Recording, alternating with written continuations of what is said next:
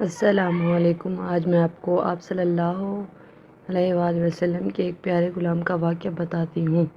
واقعہ کچھ یوں ہے، مسلمہ قذاب نے نبی مکرم صلی اللہ تعالیٰ علیہ وسلم کو خط لکھا، میرے ساتھ ایک معاہدہ کر لیں، جب تک آپ حیات ہیں آپ نبی ہیں، جب آپ کا وصال ہو جائے تو میں نبی، یا یہ معاہدہ کر لیں کہ آدھے عرب کے آپ نبی، آدھے عرب کا میں نبی، معاذ اللہ۔ اس کے خط پر نبی صلی اللہ علیہ وسلم نے جواب میں لکھوایا، میں تو اللہ کا رسول ہوں جبکہ تو کذاب ہے، یعنی جھوٹا ہے۔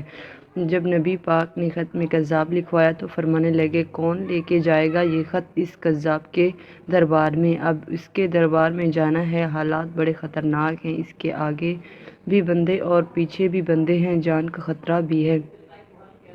ایک صحابی تھے چابڑی فروش، سر پر ٹوکرا رکھ کر مدینے کی گلیوں میں کھجور بیچتے تھے۔ 11-12 بچوں کے باپ تھے، جسمانی طور پر بھی کمزور تھے، کھجور کھا رہے تھے۔ فٹافٹ اٹھے، ہاتھ کھڑا کر کے کہا، حضور کسی اور کی ڈیوٹی نہ لگائیے گا، میں جاؤں گا۔ جب یہ الفاظ جلد بازی میں کہے تو ان کے منہ سے کھجور کے ٹکڑے مجلس میں بیٹھے صحابہ کے چہرے پر گرے۔ ایک صحابی کہنے لگے، اللہ کے بندے پہلے کھجور تو کھا لے، بڑی جلدی ہے تجھے بولنے کی۔ مسکرا کر کہنے لگے، اگر کھاتے کھاتے ڈیوٹی کسی اور کی لگ گئی تو کیا کروں گا، مجھے جلدی ہے۔ حضور صلی اللہ علیہ وآلہ وسلم نے اپنا نیزہ دیا، گھوڑا دیا اور فرمایا، ذرا ڈٹ کے جانا اس کذاب کے گھر۔ وہ صحابی عقیدت سے جھکے، کہنے لگے، محبوب خدا آپ فکر نہ کریں۔ صحابہ کہتے ہیں، وہ اس طرح نکلا جیسے کوئی جرنیل نکلتا ہے، اس کا انداز ہی بدل گیا، اس کے طور طریقے بدل گئے، وہ یوں نکلے جیسے کوئی بڑا دلیر آدمی جاتا ہے۔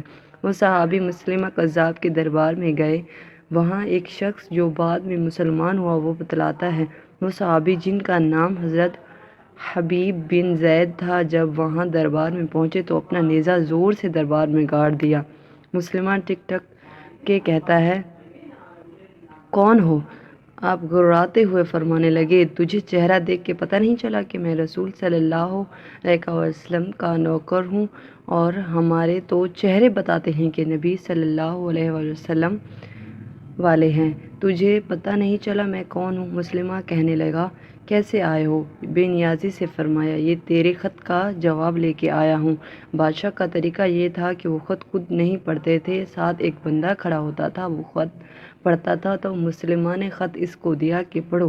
جب اس نے خط پڑھا تو اس میں یہ بھی لکھا تھا، تو کذاب ہے۔ یہ جملہ وہاں موجود سب نے سن لیا، اکیلے میں ہوتا تو بات اور تھی۔ وہ آگ بگولا ہو گیا، آنکھیں سرخ ہو گئی۔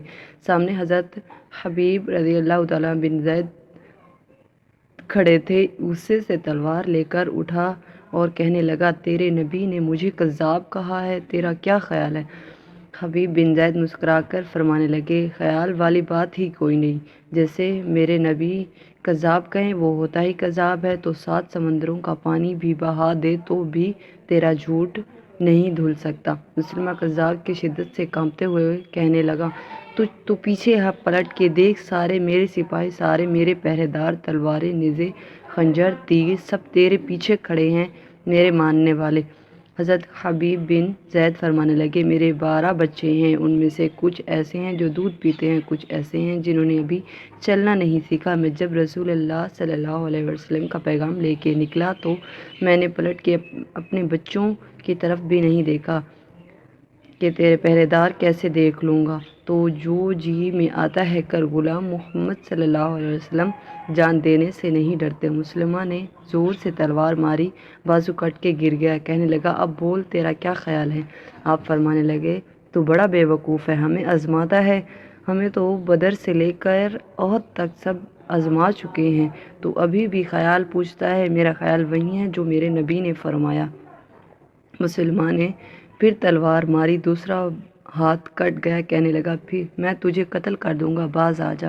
آپ فرمانے لگے، تو بڑا نادان ہے، ان کو ڈراتا ہے جو فجر کی نماز پڑھ کے پہلی دعا ہی شہادت کی مانگتے ہیں، جو کرنا ہے کر لے۔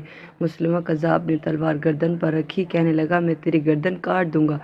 حبیب بن زید فرمانے لگے، کاٹتا کیوں نہیں؟ روایت کرنے والا فرماتا ہے، مسلمہ کے ہاتھ کانپے تھے، تلوار چلائی، گردن کٹ گئی۔ ادھر مدینے میں حضور صلی اللہ علیہ وسلم کی آنکھوں میں آنسو آئے، صحابہ کرام رضی اللہ تعالیٰ عنہ نے پوچھا، یا رسول اللہ کیا ہوا؟ فرمایا، میرا حبیب شہید ہو گیا ہے اور رب کریم نے اس کے لیے جنت کے سارے دروازے کھول دیے۔